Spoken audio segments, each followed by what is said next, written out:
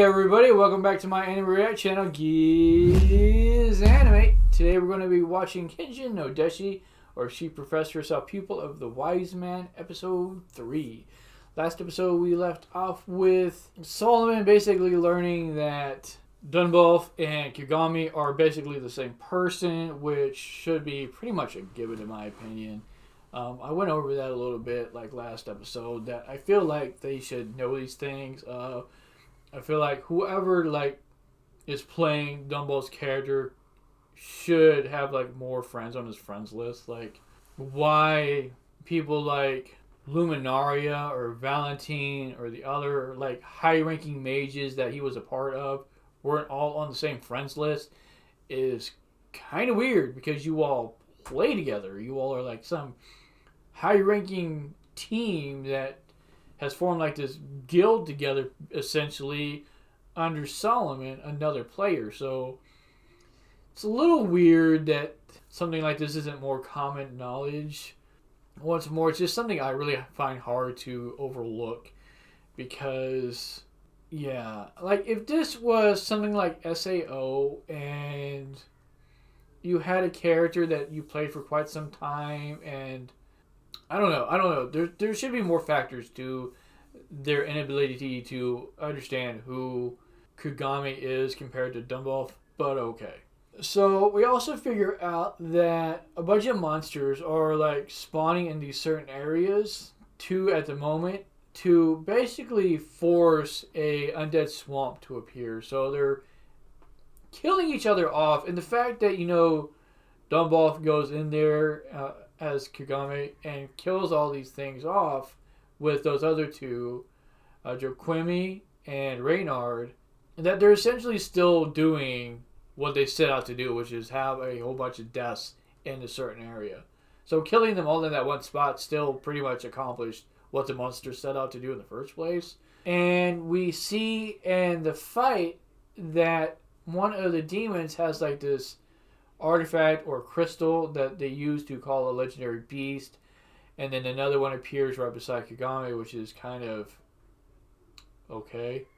And she uses this thing to turn her knight into this monstrosity of a beast that attacks this giant chicken, cockatrice, whatever you want to call it, and finds out she can't really control him, so she summons him back into the nether and calls forth some more of her other smaller knights that overwhelm this thing and chop it to bits. The only other thing that we learn of note that I find would make the world a little more interesting, because the world is based on being able to do literally anything. So the fact that this wasn't a thing before but is now is kind of weird, because I feel like this should have been something already, is that the NPCs are basically sentient beings. They can learn, adapt, show emotion, and things of that nature. So I feel like that throws a bit of a wrench into the workings of the game. Kind of like in Log Horizon. I don't know if you've seen that anime, but one of the NPCs is freed by the MC of the game by... The MC basically created a spell to break this one NPC out of the NPC mold and make him an actual character. Now, of course, this character would only live inside the game world. He couldn't actually leave it. But he wasn't boxed into this certain thing where he had to say certain things or act a certain way, which is what I guess these NPCs in Kenja No Deshi break out of. They're no longer bound by the rules of the game. They can go become adventurers or fighters, learn magic, travel across the world themselves, go see certain things. They don't have to stand in a corner somewhere waiting for a player so that they can give them a quest to go save their daughter from some boar somewhere. So too bad for the daughter though, so she should probably leave, because the mom's not there no longer to give the quest to go save her. But okay. But that's pretty much what happened last episode, so let's get on to this third one, see what happens. And we'll go over that, and I'll see you there. Alright, everybody, so at the beginning of this episode, we learned that there were these three kingdoms that were non-player based kingdoms that surrounded the countryside. Now, these three kingdoms were also pretty indestructible, and the players, I guess, tried to take over them and were unable to. And during this time, a large-scale demon invasion happened, and these kingdoms were basically essential in helping them to beat back the demon army. And during this time, after they beat back the demon army, a 10-year peace treaty was signed by all the countries to basically allow everybody to recoup their losses. So this invasion of this demon army was probably pretty vast, and all the countries took like a really big hit from this. So this 10-year treaty was made again so that they could all recoup from it. Well, Solomon states that this treaty is nearing its end, and he's worried that since all the wise men have dispersed because Dunboff left, that their kingdom will fall victim to the other nations and be assimilated into some other nation that comes and attacks them. Which leads Solomon to make the choice that he's going to send Mira out now to find the other wise men so that they can kind of rebuild their power back up again. And the first person he's going to go after is withSoulhowl. That's more than likely in this necropolis that she's going to go to. One other thing that I think is noteworthy that happens between this and the next event is that we run across a zombie who's out in the middle of nowhere. And zombies don't actually in this world attack people, which is kind of weird, but okay. And this thing is just out. And Mira is wondering what's going on because it's daytime. And normally they're not out in the daytime. So something probably drove it out into the open, and or is like there might be like some powerful entity where these things normally are that this thing is so scared of that it's going outside of the norm that it possesses. Or it could also be that the game again is essentially alive, like it has like its own, well, I would say boundaries, but it really doesn't have boundaries because that's the point of the game, is to have no limitations. So this could also be like an aspect of the game itself, to where this zombie is evolving beyond, its own normal programming, which could also cause it maybe sometime later to attack people, because that's obviously what zombies do in like most lore that I've ever heard of. So that could also be a factor. Alright, and the next thing is we see that as Mira is going throughout this town, I guess, just to, go through to get maybe supplies or whatnot, Tacts, a little boy, runs into her that two other people are kind of chasing down because of a request that he has to go to the necropolis that Mira is going to see the Dark Mirror, to talk to his parents that he assumes are dead. And Mira decides, to let him tag along with her, and notes that this is probably like a quest that the old game would have. So I'm not sure if this is like something that is repeated, or if this is something that since the games it has evolved to where the NPCs are actually more living beings that this kid has carried with him for quite some time and nobody's helped him with. Because if this is a quest that this kid has, does it repeat still? Or does he move on from it since the game has evolved and just nobody has helped him with it since, again, the game has changed to where the NPCs are more living beings?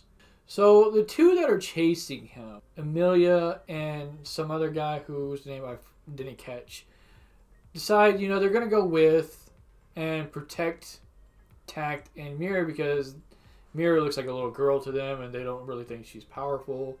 So they tag along with the rest of their guild to the necropolis with her.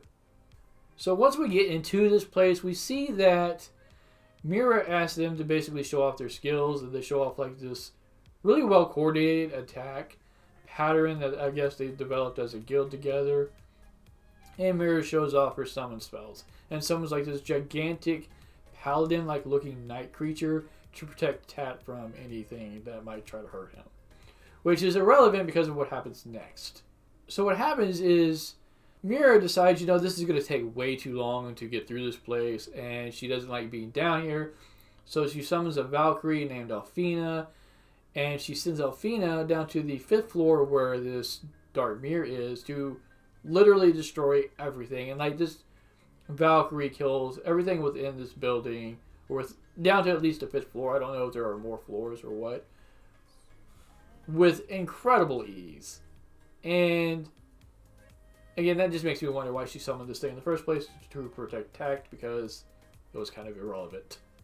And after she does this, Zeph, the thief-looking guy, picks up like a crystal and looks kind of odd. And Asvil gives him like this really weird look, like something might be up with him. And after we get down to the mirror, we see that Tact is unable to call his parents. Mira thinks maybe it's because, it's been so long since the mirror's been used that maybe it's inactive. And all of a sudden Zeph shouts out Lyricia, his sister's name, and she appears.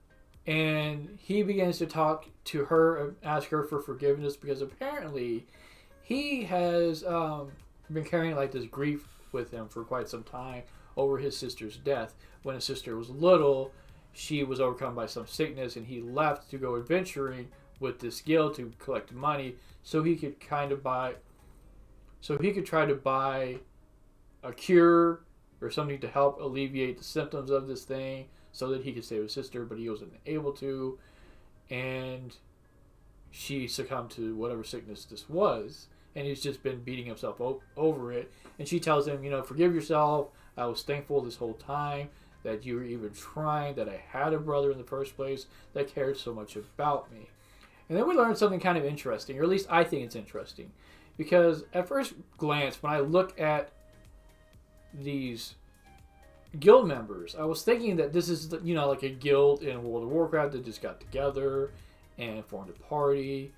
But, with what happened with the sister and the fact that she's dead, it becomes a little apparent that these are actually NPCs that formed their own guild to go adventuring together with. So, again, this is like the game progressing outside of its parameters to do something outside of the norm. And to see like an entire guild of NPCs is kind of incredible in my opinion. And something that would be neat to see like within other games.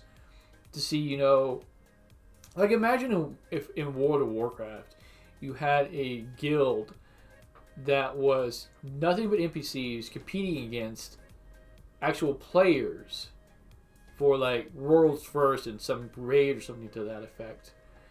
And, just like the players have to learn, like the mechanics of the game, how to beat certain bosses and things like that. So does the NPCs in the game, and they learn and adapt just like anybody else would.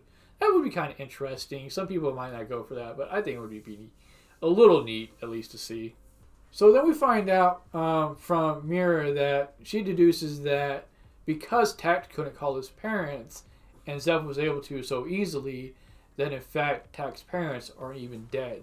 That something happened to them because after 5 years, when a guild member isn't seen, the guild association or something to that effect just declares that person dead. And so nobody knows, where Tact's parents are, but something happened to them, but they must still be alive. And then we learn after that Mira has another purpose for coming here other than finding withSoulhowl, because I thought that was like her main purpose, but we haven't even gotten to that yet. But Solomon told her to come down here as well to see if she couldn't summon somebody by the name of Howard using holy water, because this guy used to go around trying to get rid of all kinds of undead using holy water, to maybe ask him if he knows what's going on with all these hordes of monsters. Because the undead swamp is basically just a theory. They don't really know if that's why all these creatures were there in the first place. They just kind of assume that's probably the best guess. But again, they have no clue what's really going on. So he was hoping to gain some kind of insight, but unfortunately Howard wasn't summoned. Instead, what happens is one of the other girls, and I didn't catch her name either, but this chick is deeply infatuated with Mira, and she starts going nuts over this holy water that Mira uses to try to call Howard with, because Mira accidentally splashed some of it on this girl, and she is going Sandre on Mira. Like, she's deeply obsessed with her already. But with that said, that's pretty much the episode. Let me know what you all thought of it. Let me know, again, if you all enjoy these kind of reactions. I'd really appreciate any insight. Maybe if there's anything you would like to see changed about it, or if you like them so much you'd rather me do the other videos in the same manner. And if you did like the reaction this way, or any of the others, I'd really appreciate it if you could hit that sub button down below, leave a comment in the comment section, hit that like, and check me out next time.